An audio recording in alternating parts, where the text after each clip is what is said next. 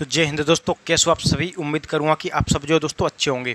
तो आज की जो हमारी क्लास है दोस्तों, जो कि हम स्टार्ट करने वाले हैं आपका नंबर सिस्टम यानी कि संख्या पद्धति।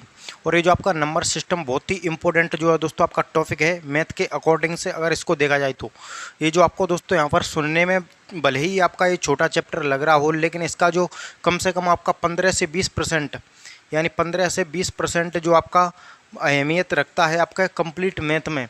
यानी कि आपका सिर्फ और सिर्फ एक चैप्टर है, एक टॉपिक है, लेकिन इसमें आपको पढ़ना जो होता है वो कई चीज़ों को पढ़ना होता है।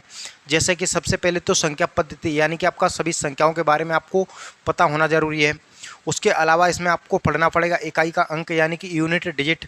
उसके अलावा डिविजिबिलिटी रूल्स यानी कि विभाज्यता के नियम। उसके बाद में आपका रिमाइंडर थ्योरम यानी कि शेषफल प्रमेय। उसके अलावा फैक्टर्स यानी कि गुणनखंड और आपके नंबर्स ऑफ जीरो यानी कि शून्यों की संख्या। इसमें जो आपके लगभग 8 से 10 चैप्टर होते हैं आगे अकेले आपके नंबर सिस्टम में, जो कि आपको यहाँ पर अच्छे से देखने होते हैं। तो चलिए हम सबसे पहले आज अध्ययन करेंगे नंबर्स के बारे में यानी कि संख्याओं के बारे में। उसके बाद में हम इकाई का अंक यहाँ पर पढ़ेंगे।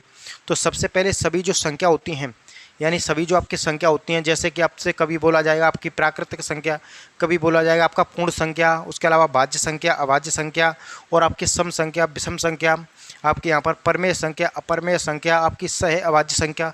इतने प्रकार की जो संख्या होती हैं जो कि यहाँ से आपके जो प्रश्न होते हैं वो आपके डायरेक्ट पूछ लिए जाते हैं। तो चलिए हम बिल्कुल स्टार्ट करते हैं, बिल्कुल जीरो टू हीरो लेवल से। यानी कि संख्याओं के बारे में हम यहाँ पर जानते हैं कि क्या आपकी पूर्ण संख्या होती है, क्या प्राकृतिक संख्या होती है। तो दोस्तों संख्याओं को आपको जानने से पहले एक चीज़ आपको पता होना चाहिए, वो पता होना चाहिए दोस्तों, जिसको कि हम क्या कहते हैं आपका संख्या रेखा। संख्या रेखा इंग्लिश की बात करें तो हम इसको कहते हैं दोस्तों नंबर्स लाइन। क्या कहते हैं इसको? नंबर लाइन यानी कि संख्या रेखा। अब ये जो हमारी संख्या रेखा, ये संख्या रेखा क्या होती है दोस्तों? जैसे कि ये जो आपकी क्या है, एक लाइन है, ये जो आपकी एक रेखा है। इसमें आपको पता है कि बीच में क्या होता है, जीरो होता है, जिसको कि हम क्या कहते हैं यहाँ पर आपका शून्य। क्या होता है? जीरो यानी कि शून्य। अब ये जो आपका शून्य से आप इधर आएंगे तो आपकी जो संख्या होंगी वो किस में होंगी? नेगेटिव होंगी यानी कि आपका माइनस में होंगी। लेकिन शून्य से इधर जाओगे दाईं तरफ तो आपकी संख्या पॉजिटिव होंगी यानी कि प्लस में होंगी। अब कहाँ तक होंगी? वो आपकी इनफाइनाइट तक होंगी यानी कि अनंत तक, कहीं तक भी जा सकते हैं, जैसे कि 1 2 3 4 5। और ये जो आपका यहाँ पर दोस्तों कहीं तक भी जा सकता है यानी कि अनंत तक। उसी प्रकार से इधर आएंगे तो आपका -1, -2, -3, -4। इधर भी आप कहाँ तक जा सकते हैं दोस्तों? अनंत तक जा सकते हैं। इसलिए ही हम इनको क्या कहते हैं, इसलिए दोस्तों ये जो आपका धनात्मक पूर्णांक कहते हैं, इनको क्या कहते हैं? आपका धनात्मक पूर्णांक। और इसलिए इनको हम क्या कहते हैं यहाँ पर? ऋणात्मक पूर्णांक कहते हैं। ये जो आपकी दोस्तों छोटी छोटी बातें हैं जो कि आपको यहाँ पर अच्छे से क्लियर होना चाहिए। अगर ये जो आपकी क्लियर होंगी तो आपका नंबर सिस्टम जो टॉपिक है उसमें आपको किसी भी प्रकार की कोई दिक्कत यहाँ पर नहीं आने वाली है। तो ये जो आपकी संख्या रेखा आपको यहाँ पर पता चल गया। अब यहाँ पर आपको यहीं से निकलेगा आपका प्राकृतिक संख्या, आपकी यहाँ पर पूर्ण संख्या, सभी जो है आपकी यहीं से निकलने वाली हैं। तो चलिए हम स्टार्ट करते हैं आपकी नंबर 1 संख्या, जो कि आपकी क्या होती है? प्राकृतिक संख्या। यानी हम यहाँ पर देखते हैं, क्या देखते हैं आपका? प्राकृतिक संख्या। अब ये जो आपकी प्राकृतिक संख्या क्या होती हैं, इनको इंग्लिश की बात करें तो हम क्या कहते हैं? नेचुरल नंबर्स कहते हैं। नेचुरल, इंग्लिश की बात करें तो हम क्या कहते हैं? इनको नेचुरल नंबर्स। और प्राकृतिक संख्या क्या होती हैं? सबसे पहले जो आपकी संख्या होती हैं, जो संख्या आपकी गिनती होती हैं उनमें यूज होती हैं, या फिर इनको कह सकते हैं आप गिनती वाली जो संख्या होती हैं जिनकी शुरुआत कहाँ से होती है, जो स्टार्ट होते हैं आपके 1 से लेकर यानी कि 1 से। जैसे कि मैं बात करूं 1 2 3 4 5, ये कहाँ तक जाएगा आपका? कहीं तक भी जा सकता है यानी कि अनंत तक जा सकता है। ये सभी संख्या कैसी हैं? आपकी प्राकृतिक संख्या हैं। अब एक संख्या यहाँ पर निकल कर के आएगी, दोनों संख्या में एक साथ आपके क्लियर कर देता हूँ। क्या आएगी? पूर्ण संख्या।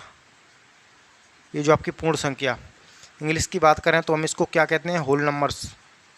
क्या कहते हैं आपका? यहाँ पर होल नंबर्स कहते हैं। अब यहाँ पर संख्या क्या है? 1 से आपकी स्टार्ट हो रही है यानी कि आपका 1 से लेकर स्टार्ट अनंत तक जा रही हैं। लेकिन यहाँ पर शब्द आ रहा है पूर्ण संख्या। पूर्ण संख्याओं का मतलब इसमें जो जीरो होती है उसकी भी हम काउंटिंग यहाँ पर कर लेते हैं। जैसे कि इनकी शुरुआत हमेशा किससे होगी? जीरो से। 0 1 2 3 4 5 6 और ये कहाँ तक जाएगा आपका? इनफाइनाइट तक जाएगा यानी कि अनंत तक। अब दोनों में जो डिफरेंट होता है अंतर होता है वो क्या होता है, प्राकृतिक संख्याओं की शुरुआत हमेशा 1 से होती है, लेकिन पूर्ण संख्याओं की शुरुआत जो होती है वो हमेशा किससे होती है, 0 से होती है। दोनों बात आपको यहाँ पर ध्यान रखनी है। जैसे कि अभी मैंने आपको यहाँ पर नंबर लाइन बताई थी, यहाँ पर 0 था, यहाँ पर 1 2 3 4 कहाँ तक, अनंत तक। तो जो प्राकृतिक संख्याओं की बात करें तो ये जो हमारी इस तरफ की जो संख्या हैं सभी संख्या कैसी हैं, प्राकृतिक संख्या। लेकिन हम इसमें जो 0 है, इस 0 को भी काउंट कर लें, इसको भी जोड़ लें, तो ये क्या हो जाएंगी, ये पूर्ण संख्या हो जाएंगी। क्या हो जाएंगी दोस्तों, यहाँ पर आपकी पूर्ण संख्या हो जाएंगी। तो बिल्कुल आपकी प्राकृतिक संख्या और आपके पूर्ण संख्या दोनों अच्छे से यहाँ पर क्लियर हो गई होंगी। अब चलिए हम यहाँ पर देखते हैं, और वो क्या देखते हैं, जो आपकी संख्या ज़्यादा ही आपको ज़्यादा से ज़्यादा आपकी कन्फ्यूज करती हैं वो होती है आपकी अभाज्य संख्या और आपके यहाँ पर भाज्य संख्या। तो चलिए उनको भी हम अच्छे से यहाँ पर देख लेते हैं। सबसे पहले हमें यहाँ पर क्या देखेंगे, अभाज्य संख्या, अभाज्य संख्या। अब ये जो अभाज्य संख्या क्या होती हैं, इंग्लिश की बात करें तो हम इसको क्या कहते हैं, आपका प्राइम नंबर्स। क्या कहते हैं यहाँ पर, अब आपका प्राइम नंबर्स, अभाज्य संख्या। अब दोस्तों अभाज्य संख्या क्या होती हैं, कोई भी ऐसी संख्या जिसके जो गुणनखंड होते हैं, जिसके फैक्टर होते हैं वो कितने हो सकें, 2। अब आपको यहाँ पर क्या पता होना चाहिए, फैक्टर्स। जैसे कि कोई भी संख्या है दोस्तों, यहाँ पर 12 क्या है, 12। तो 12 के दोस्तों मैं फैक्टर्स करूँगा यानी कि गुणनखंड। तो इसमें दोस्तों एक का फैक्टर क्या होते हैं, यानी कि गुणनखंड। कोई भी 12 या फिर आपकी 12 से छोटी हुआ संख्या जिसमें कि आपका यहाँ पर 1 का भाग चला जाए, यानी कि जितने संख्याओं का भाग चला जाए वो क्या होते हैं, गुणनखंड होते हैं। या फिर मैं कह सकता हूँ कि कोई भी ऐसी संख्या जिसके जो गुणनखंड होते हैं वो आपके सिर्फ और सिर्फ कितने हों, 2। या फिर आपकी डायरेक्ट इसको ट्रिक के माध्यम से आप इसको क्या कह सकते हैं कि कोई भी ऐसी संख्या जो स्वयं से और आपकी 1 से कट जाए, बाकी किसी भी संख्या से आपके नहीं कटे, वो संख्या क्या होगी, अभाज्य संख्या होगी। जैसे कि जिसके आपके क्या होते हैं, सिर्फ 2 गुणनखंड हो सकें, सिर्फ 2 गुणनखंड, सिर्फ 2 गुणनखंड हो सकें, या फिर जो 1 से और स्वयं से कट सके, वही संख्या आपकी यहाँ पर अभाज्य संख्या होती है। बाकी कोई संख्या आपकी उस संख्या को नहीं काट सके, यानी ओनली 2 फैक्टर्स, सिर्फ और सिर्फ 2 गुणनखंड हो सकें। जैसे कि मैं आपको यहाँ पर दोस्तों संख्या लिखूँगा आपकी कितनी, 2। तो क्या 2 के कितने गुणनखंड हैं, तो चलिए हम देखते हैं। 2 जो है दोस्तों आपका 1 से यहाँ पर कट जाएगा, और 2 जो आपका सिर्फ और सिर्फ 2 से कट जाएगा, यानी इस संख्या के तो सिर्फ और सिर्फ 2 गुणनखंड हैं। चलिए हम यहाँ पर देखते हैं कितना, 5। तो 5 जो आपका 1 से कट जाएगा और स्वयं 5 से कट जाएगा। बाकी कोई संख्या ऐसी नहीं है जो कि 5 को काट दे। जैसे कि मैं लिखूँ यहाँ पर आपका 23, तो 23 जो है 1 से भी कट जाएगा और स्वयं 23 से कट जाएगा। बाकी कोई ऐसी संख्या नहीं है जो कि 23 को विभाजित कर दे। जैसे कि दोस्तों मैं यहाँ पर आपका लिखूँ कितना, 17। 17 1 से कट जाएगा, उसके अलावा 17 स्वयं 17 से कट जाएगा। बाकी कोई ऐसी संख्या नहीं है जो कि 17 को विभाजित कर दे, यानी कि इनके जो गुणनखंड हो रहे हैं, इनके जो फैक्टर हो रहे हैं, सिर्फ और सिर्फ कितने हो रहे हैं दोस्तों, 2 हो रहे हैं। तो ये चीज़ आपको यहाँ पर ध्यान रखनी है। इसकी जो शुरुआत होती है दोस्तों वो किससे होती है, वो आपके 2 3 आपका 4 नहीं होगा, उसके अलावा 5 7 और 9 नहीं होगा, उसके अलावा कितना आएगा, 11 13 17 19 21 नहीं होगा दोस्तों यहाँ पर, तो कितना होगा, 23। यानी इसकी जो शुरुआत होती है वो किससे होती है, 2 से। और कई बार आपका परीक्षाओं में डायरेक्ट प्रश्न यहाँ से पूछा जाता है कि बताइए सबसे छोटी अभाज्य संख्या। तो सबसे छोटी अभाज्य संख्या क्या, यानी कि सबसे छोटी अभाज्य संख्या क्या है दोस्तों, सबसे छोटी अभाज्य संख्या वो कितनी है, वो आपके यहाँ पर 2 है, जो कि आपको यहाँ पर दोस्तों ध्यान रखनी है। उसके अलावा यहाँ पर पूछ ले सबसे छोटी विषम संख्या, तो कितना हो जाएगा, 3 हो जाएगा। ये जो कॉमन बातें होती हैं जो कि आपको पता होना चाहिए।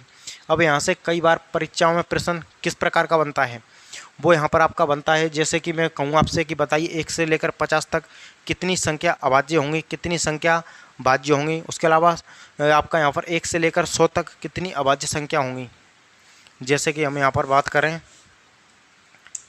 कि बताइए कि आपका 1 से लेकर 50 तक, 1 से लेकर 50 तक कितनी आपकी अभाज्य संख्या हैं, तो कितनी आपकी यहाँ पर 15, कितनी आपके यहाँ पर 15। उसके अलावा बात करूँ मैं यहाँ पर आपका 50 या फिर आपका यहाँ पर 51 से लेकर 100 तक, 51 से लेकर 100 तक कितनी अभाज्य संख्या होंगी, तो वो कितनी होंगी, वो यहाँ पर आपकी 10 होंगी। उसके अलावा डायरेक्ट मैं कहूँ 1 से लेकर 100 तक, 1 से लेकर 100 तक हमारी कितनी अभाज्य संख्या होती हैं, तो कितनी अभाज्य संख्या होती हैं आपकी यहाँ पर 25 होती हैं। एक और चलिए यहाँ पर हम देख लेते हैं 1 से लेकर 200 तक, 1 से लेकर 200 तक हमारी कितनी अभाज्य संख्या होती हैं, वो होती हैं यहाँ पर दोस्तों आपका 46। कितनी होती हैं, 46। तो ये तीनों चारों चीज़ आपको यहाँ पर पता होना चाहिए दोस्तों। यहाँ से आपका डायरेक्ट परीक्षाओं में प्रश्न बनता है, चाहे बात आपका एसएससी के किसी भी एग्जाम की बात करें, उसके अलावा आपका पुलिस का, दिल्ली पुलिस का, उसके अलावा यूपी पुलिस का, यानी कि कोई सा भी आपका एग्जाम हो, इस प्रकार के प्रश्न आने के बहुत ही ज़्यादा यहाँ पर आपकी संभावना होती है, बहुत ही ज़्यादा यहाँ पर चांस होते हैं। तो ये तो आपको यहाँ पर पता चल गई दोस्तों अभाज्य संख्या क्या होती है, यानी कि कोई भी ऐसी संख्या जो स्वयं से और आपका 1 से कट पाई, बाकी किसी संख्या से यहाँ पर आपका नहीं कट पाई, वो संख्या कैसी होती है, अभाज्य संख्या होती है। अब हम चलिए देखते हैं यहाँ पर आपका भाज्य संख्या क्या देखते हैं, यहाँ पर आपका भाज्य संख्या, भाज्य संख्या इसको हम हिंदी की बात करें तो, इंग्लिश की बात करें तो क्या कहते हैं इसको, composite number, composite numbers. English में क्या कहते हैं इसको, कंपोजिट नंबर्स। तो कोई भी ऐसी संख्या जिसके कम से कम 3 गुणनखंड तो होना चाहिए, 3 गुणनखंड से ज़्यादा कितना ही हो चलेगा, लेकिन कम से कम मिनिमम कितने गुणनखंड होना चाहिए, जैसे कि कम से कम 3 गुणनखंड, 3 गुणनखंड होना चाहिए। 3 गुणनखंड से ज़्यादा कितना ही हो चलेगा, आपका यहाँ पर 3 हो तो भी चलेगा, लेकिन 3 से कम नहीं होना चाहिए। तो जैसे कि दोस्तों मैं यहाँ पर आपका संख्या लिखूँ कितनी, 12, तो 12 2 1 से कट जाता है, आपको पता है यहाँ पर 2 से भी कट जाता है दोस्तों, 3 से भी कट जाता है, 4 से भी कट जाता है, और उसके अलावा 6 से भी कट जाता है, और दोस्तों 12 से भी कट जाता है। यानी इसके तो इतने सारे गुणनखंड हैं, यानी इतने फैक्टर हैं, लेकिन हमको ज़रूरत कितनी है, सिर्फ और सिर्फ 3 की, या 3 से ज़्यादा हों कितने तो अच्छी बात है, लेकिन 3 तो आपका होना ही चाहिए, यानी कि मिनिमम 3 फैक्टर। तो यहाँ पर सबसे छोटी जो भाज्य संख्या होती है हमारी, जैसे कि हम बात करें यहाँ पर आपकी सबसे छोटी भाज्य संख्या कितनी होती है, 4। इनकी जो शुरुआत होती है कहाँ से, 4 से, 4 हो जाएगा। उसके अलावा आपका यहाँ पर 5 नहीं होगा, 6 हो जाएगा, 7 नहीं होगा आपका, 8 हो जाएगा, 9 हो जाएगा। अब बात आती है कि 9 जो है यहाँ पर कैसे हो जाएगा, 9 के 3 गुणनखंड कहाँ हैं, तो चलिए 9 को हम देखते हैं। 9 1 से कट जाता है, आपको पता है दोस्तों, 9 3 से कट जाता है, और 9 जो आपका यहाँ पर स्वयं 9 से भी कट जाता है। यानी इसके जो गुणनखंड हमारे कितने हो गए, 3 हो गए। तो 9 भी हमारी कैसी संख्या होगी, भाज्य संख्या होगी। 9 के बाद में आपका यहाँ पर 10 हो जाएगा, 11 नहीं होगा, 12 हो जाएगा, 13 नहीं होगा, यहाँ पर 14 हो जाएगा, 15 हो जाएगा। ये सभी संख्या हमारी कैसी हैं, सभी संख्या दोस्तों यहाँ पर आपकी भाज्य संख्या हैं। कैसी संख्या है, भाज्य संख्या। तो बिल्कुल उम्मीद करूँगा कि आपको यहाँ पर अच्छे से जो क्लियर हो रही होगी ये चीज़ कि आपकी भाज्य संख्या और अभाज्य संख्या, यानी इसके कम से कम कितने गुणनखंड होना चाहिए, 3। और बात आती है सबसे छोटी भाज्य संख्या क्या होती है दोस्तों, सबसे छोटी भाज्य संख्या कितनी होगी आपकी, यहाँ पर 4 होगी, जो कि हमने प्रूफ भी कर दिया है कि 4 के ये जो आपका क्या कितनी होगी, 4। 4 आपको पता है 1 से कट जाएगा, 2 से भी कट जाएगा, और यहाँ पर 4 से भी कट जाएगा। तो इसके जो फैक्टर हो गए, इसके जो गुणनखंड हो गए, वो कितने हो गए, 3 हो गए। तो इस संख्या कैसी होगी, फिर आपकी संख्या आपकी भाज्य संख्या होगी। तो अब बात आती है यहाँ पर सबसे इम्पोर्टेंट बात कि इसमें हमने कहीं भी एक की चर्चा नहीं की है, यानी एक आपको पता होना चाहिए, एक ना तो भाज्य संख्या होती है ना ही अभाज्य संख्या होती है। क्यों नहीं होती है, चलिए हम यहाँ पर प्रूफ करके देख लेते हैं, यानी यहाँ पर प्रूफ भी हम कर लेते हैं। वो कैसे, यहाँ पर कैसी हैं आपकी अभाज्य संख्या हैं, अभाज्य संख्या, यहाँ पर कैसी संख्या है, भाज्य संख्या। तो यहाँ पर है जो आपका 1, यहाँ पर क्या है, 1। आपको पता है 1 ना तो आपका क्या होती है, भाज्य संख्या होती है, ना ही अभाज्य संख्या होती है। अच्छे से यहाँ पर आपको कन्फर्म है। वो क्यों नहीं होती है कि यदि 1 को यहाँ पर अभाज्य संख्या होने हैं तो कितने इसके गुणनखंड होने पड़ेंगे, इसको सिर्फ 2 गुणनखंड होने पड़ेंगे। कितने, 2 गुणनखंड। लेकिन जबकि इसके पास तो 1 ही है, तो यहाँ से तो आपका इस बिल्कुल आपका कैंसिल हो गया, यानी कि भाज्य संख्या, यानी कि अभाज्य संख्या आपका 1 हो ही नहीं सकता। उसके अलावा हम बात करें भाज्य संख्या की, तो भाज्य संख्या होने के लिए इसको कितने गुणनखंड होने पड़ेंगे? कम से कम 3 गुणनखंड होने पड़ेंगे। कितने गुणनखंड होने पड़ेंगे? कम से कम 3 गुणनखंड। जबकि एक के पास तो सिर्फ और सिर्फ एक गुणनखंड है, तो दोस्तों यहाँ से भी कैंसिल हो जाता है। इसलिए हम कहते हैं कि एक ना तो अभाज्य संख्या होती है ना ही भाज्य संख्या होती है। बहुत इंपॉर्टेंट बात है दोस्तों, ये जो आपके यहाँ पर पता होना चाहिए आपको। एक कैसी संख्या होती है? एक यहाँ पर आपकी एक पूर्ण संख्या होती है। तो ये तो आपका अच्छे से यहाँ पर क्लियर हो गया होगा, भाज्य संख्या और आपके यहाँ पर अभाज्य संख्या। अब इनके बाद एक संख्या आती है सह अभाज्य संख्या। कौन सी संख्या होती है? सह अभाज्य संख्या। इंग्लिश की बात करें तो हम इसको क्या कहते हैं? को प्राइम नंबर्स। क्या कहते हैं इंग्लिश में? हम इसको को प्राइम नंबर्स। अब को प्राइम नंबर्स क्या होते हैं? यानी कि सहभाज्य संख्या। तो कोई भी ऐसी संख्या जिनका जो आपका एलसीएम यानी कि जिनका एचसीएफ क्या होता है? Highest common factor. कोई भी ऐसी दो संख्याएं जिनका एचसीएफ कितना हो? 1 होना चाहिए। जैसे कि मैं बात करूं दोस्तों यहाँ पर 2 और 3, इनमें क्या कॉमन है? क्या इनका मैं एचसीएफ लूँ तो कितना आएगा? सिर्फ और सिर्फ आपको पता है कि एक ही कॉमन है। ये कितना कॉमन है इसमें? 1। तो इनका जो एचसीएफ ऑलवेज क्या होता है? ऑलवेज 1 होता है। यानी कि हमेशा इनका जो एचसीएफ रहेगा वो हमेशा कितना रहेगा? 1 रहेगा। ये जो आपको, या फिर आप कह सकते हैं कि जिनमें आपका सिर्फ और सिर्फ एक कॉमन हो, क्या हो? एक ही कॉमन हो। यानी कि जैसे कि मैं बात करूं यहाँ पर 13, 17, क्या इनमें आपको कुछ कॉमन दिख रहा है एक के अलावा? तो बिल्कुल नहीं दिख रहा होगा। यानी ये जो आपकी कैसी संख्या होगी? अभाज्य संख्या होगी। जैसे कि मैं बात करूं 20, 29, क्या इनमें कोई ऐसा संख्या दिख रही है जो दोनों संख्याओं को काट रहा हो एक के अलावा? तो एक के अलावा कोई भी ऐसी संख्या नहीं है जो कि इनको काट रहा हो। तो ये भी संख्या कैसी हो जाएगी? को प्राइम हो जाएगी। यानी कि आपका सहअभाज्य संख्या हो जाएगी। क्या हो जाएगी? सहअभाज्य संख्या। उसके अलावा मैं बात करूं 40, 41, क्या इनमें कुछ कॉमन है एक के अलावा? तो बिल्कुल कुछ भी कॉमन नहीं है। इनका जो आप एचसीएफ लोगे तो कितना आएगा? 1 आएगा। यानी यह भी संख्या कैसी है? आपके यहाँ पर सहअभाज्य संख्या है, यानी कि को प्राइम नंबर्स है। तो ये भी आपका यहाँ पर क्लियर हो गया होगा। जैसे कि मैं बात करूँ 15, 17, मेरे को बताइए क्या ये सहअभाज्य संख्या है यानी को प्राइम संख्या है? तो बिल्कुल होगी, क्योंकि इसमें भी आपका कॉमन क्या है? कॉमन आपका क्या है? 1 है। यानी कि सिर्फ और सिर्फ इनमें एक कॉमन है। एक के अलावा आपका कोई भी ऐसा नंबर्स नहीं है जो कि इन दोनों संख्याओं को डिवाइड कर दे या विभाजित कर दे। जैसे कि मैं बात करूं दोस्तों 24, 30, क्या बताइए क्या ये सहअभाज्य संख्या है? तो चलिए हम देखते हैं क्या इनमें एक कॉमन है? नहीं है। एक जो आपके यहाँ पर दोस्तों ये जो 24 3 से भी कट जाएगा, ये भी 3 से कट जाएगा। ये जो आपका यहाँ पर 6 से कट जाएगा, यानी कि 4 बार में, 6 से कट जाएगा 5 बार में। तो यह संख्या आपकी सहअभाज्य संख्या दोस्तों नहीं होगी। ये बात आपको यहाँ पर ध्यान रखनी है। क्या नहीं होगी? ये जो आपका को प्राइम संख्या नहीं होगी। तो हमने जो आपका भाज्य संख्या, अभाज्य संख्या, उसके अलावा सहअभाज्य संख्या, ये संख्या भी आपकी यहाँ पर क्लियर हो चुकी हैं। अब चलिए हम यहाँ पर डिस्कस करते हैं परिमेय संख्या और अपरिमेय संख्या। उसके बाद में हम यहाँ पर जानेंगे दोस्तों दशमलव के बारे में।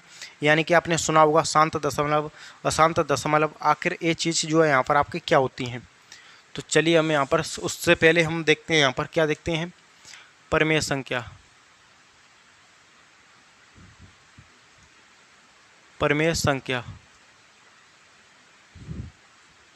परिमेय संख्या, इनको इंग्लिश की बात करें तो क्या कहते हैं? Rational numbers.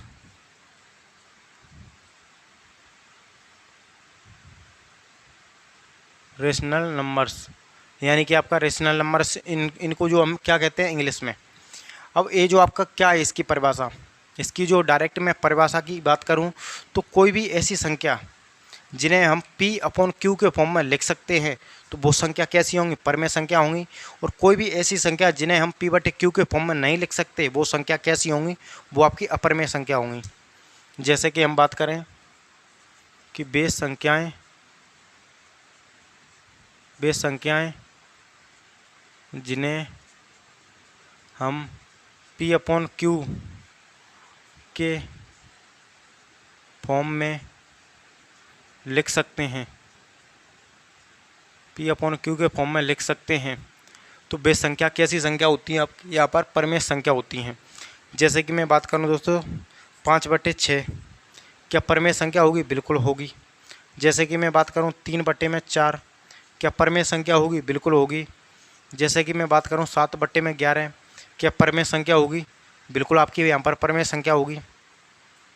उसके अलावा मैं बात करूँ 17/33 क्या परमेय संख्या है? बिल्कुल है।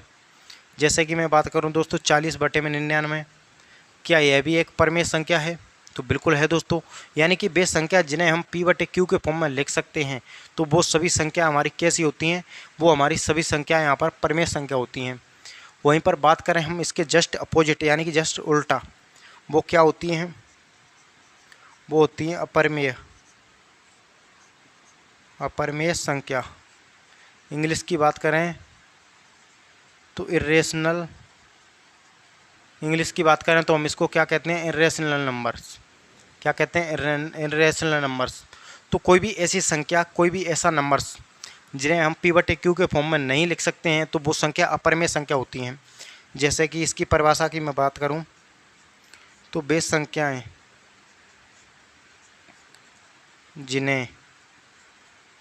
जिन्हें हम P/Q के फॉर्म में नहीं लिख सकते, P/Q के फॉर्म में नहीं लिख सकते हैं, वो संख्या कैसी कहलाती हैं? वो संख्या अपरमेय संख्या कहलाती हैं। कैसी संख्या कहलाती हैं? अपरमेय संख्या। जैसे कि हम बात करें दोस्तों एग्जाम्पल के तौर पे मैं बात करूं √2 क्या इसको मैं P/Q के फॉर्म में लिख सकता हूं दोस्तों? बिल्कुल नहीं लिख सकते। उसके अलावा बात करें हम √3 क्या इसको P/Q के फॉर्म में हम लिख सकते हैं? बिल्कुल नहीं लिख सकते। इसको आप जब आप सॉल्व करते हैं तो इसका जो आंसर होता है वो आपका अनंत तक जाता है और पॉइंटों में जाता है, तो इसलिए हम इसको भी यहाँ पर नहीं लिख सकते। अब हम यहाँ पर बात करें किसके बारे में? बात करें हम यहाँ पर जो आपकी पाई होती है, पाई की वैल्यू आपको पता है कि 22/7 होती है। कितनी होती है? 22/7। लेकिन जब इसको आप सॉल्व करते हैं दोस्तों तो 3 पॉइंट में 14, 16, उसके अलावा ए भी संख्या आपकी संतुष्ट नहीं होती है, ए संख्या भी आपकी अनंत तक जाती है। इसलिए हम पाई की जो वैल्यू है उसको भी हम किसके अंदर में रखते हैं? अपरमेय संख्या के अंदर में रखते हैं। तो ये चीज़ भी आपकी यहाँ पर क्लियर हो गई होगी दोस्तों यहाँ पर कि परमेय संख्या और आपकी अपरमेय संख्या क्या होती हैं।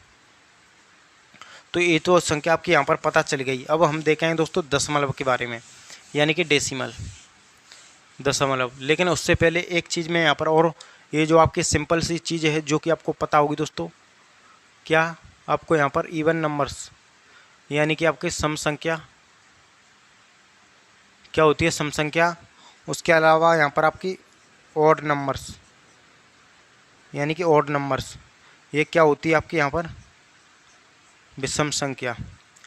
तो आपको ये चीज़ भी आपको यहाँ पर पता होगी, लेकिन मैं यहाँ पर आपका रिपीट कर देता हूँ। जैसे सम संख्या, इनकी शुरुआत कहाँ से होती है? 2, 4, 6, 8, 10 अनंत तक।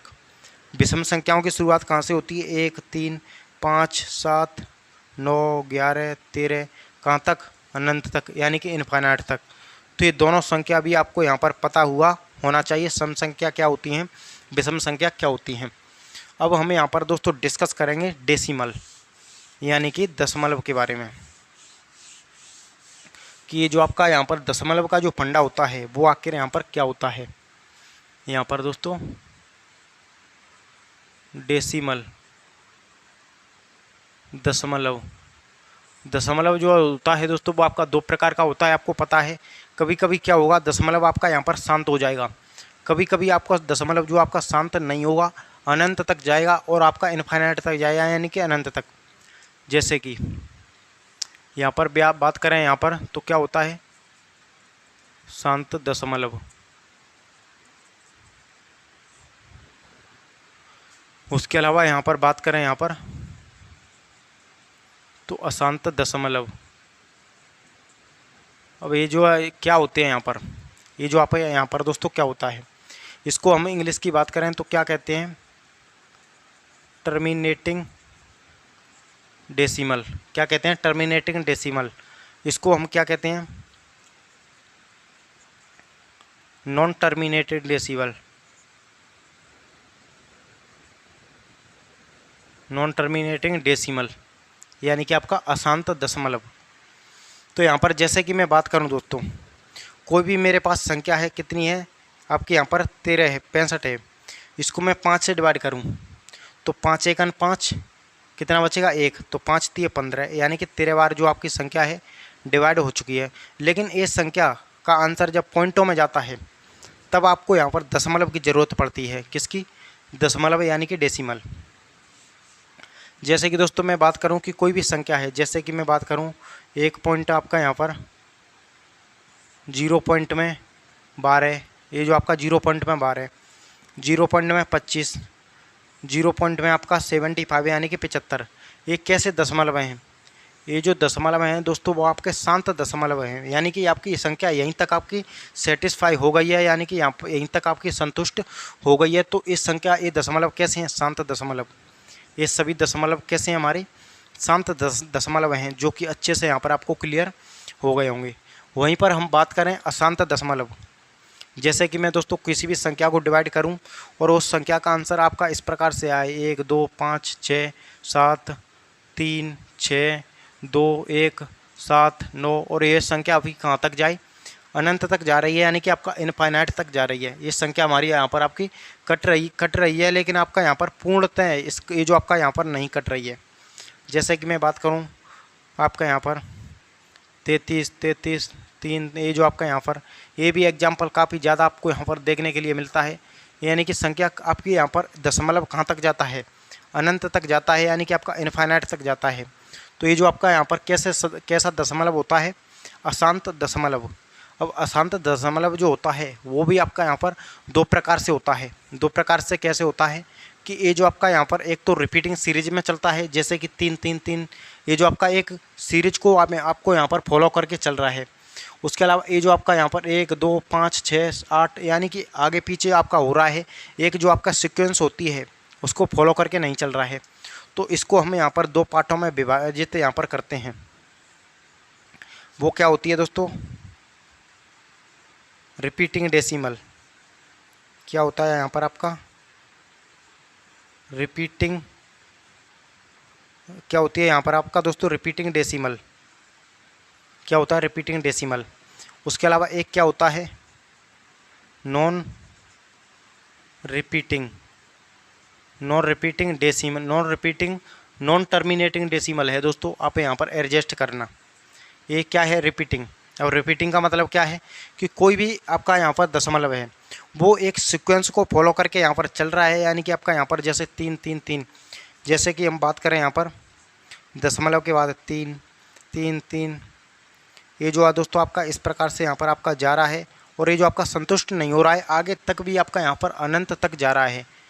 उसके बाद हम बात करें यहाँ पर चलता है दोस्तों 56 56 56 56 56 56 56, ये संख्या भी आपकी यहाँ पर अनंत तक जाती है, यानी कि इस प्रकार का भी आपका एक दशमलव बनता है, जो कि दोस्तों अच्छे से क्लियर आपको यहाँ पर होना चाहिए। उसके अलावा एक बनता है यहाँ पर 1 2 3 1 2 3 1 2 3 1 2 3, यह भी दशमलव आपका यहाँ पर काफ़ी ज़्यादा चर्चा में रहता है, यानी कि ये भी दशमलव कैसा है? रिपीटिंग डेसिमल है, यानी कि आपका ये जो आपका एक सीक्वेंस को फॉलो करके चल रहा है।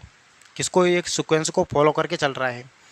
उसके अलावा हम बात करें यहाँ पर दशमलव 34 31 37, उसके अलावा आपका यहाँ पर 82 91, ये जो आपका यहाँ पर एक सीक्वेंस को फॉलो करके नहीं चल रहा है आपका, कभी 3 आ रहा है, कभी 4 आ रहा है, फिर 3 1 7 8, इस प्रकार से यहाँ पर आपका ये डेसिमल जो है वो चल रहा है। जैसे कि मैं बात कर लूँ यहाँ पर आपका 34 68 39, यहाँ पर आपका 34 फिर से, ये जो है इस प्रकार से भी आपका यहाँ पर जो डेसिमल है वो आपका यहाँ पर कभी 3 कभी 4 6 8 इस प्रकार से यहाँ पर आपका चल रहा है। तो यह भी दशमलव हमारा कैसा है? ये भी हमारा डेसिमल है, वो आपका यहाँ पर non repeating non terminating decimal है, यानी कि आपका यहाँ पर ये जो आपका यहाँ पर आगे पीछे संख्या आपकी आ रही है, 3 आ रहा है, कभी 4 आ रहा है, कभी 8 आ रहा है, यानी यहाँ पर आपका क्या होता था? 3 आता था, उसके बाद में 3 फिर 3 फिर 3 फिर 3, यहाँ आता था 5 6 फिर से 5 फिर से 6 फिर से 5 फिर से 6 फिर से 5 फिर से 6, यहाँ पर 1 2 3, उसके बाद में आपका फिर से रिपीट होता 1 2 3, उसके बाद में फिर से रिपीट होता 1 2 3।